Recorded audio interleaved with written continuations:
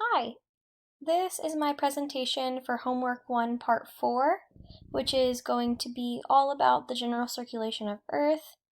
To understand the circulation of Earth fully, we must learn these different topics first. Let's begin by discussing convergence and divergence. Convergence is a phenomenon that takes place in an area with low pressure. The air begins converging at the surface and rising all the way up and out and diverging out, like seen here in the picture. Diverges is when an area with high pressure, the air is doing the exact opposite. It is converging all the way up here and diverging at the surface. Also notice that during convergence, the air is going counterclockwise, and that during divergence, the air is going clockwise and out. This is because the air wants to go towards areas of low pressure, like seen here during convergence. Which actually brings me to our next point. Why does air rise and descend? Well, because warm air always wants to rise and cool air always wants to descend.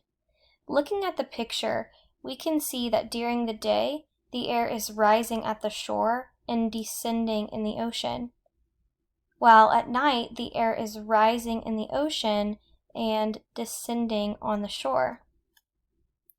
That is because during the day, the shore is warmer than the ocean, so the air is rising here.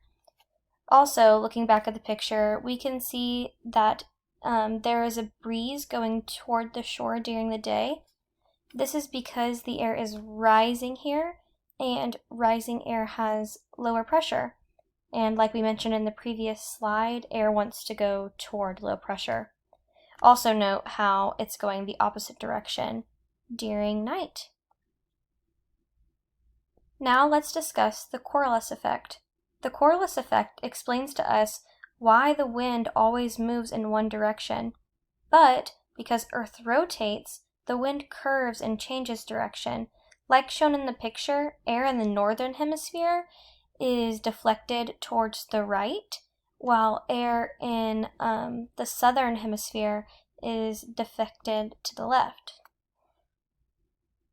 After learning all these things, we can answer, why does general circulation impact the climate? That is because the circulation of our atmosphere responds to temperature and pressure changes. For example, in tropical areas, the air is diverging, meaning the air has higher pressure. And that means that because it is converging out, it is redistributing all that heat to the surrounding area. Thank you so much.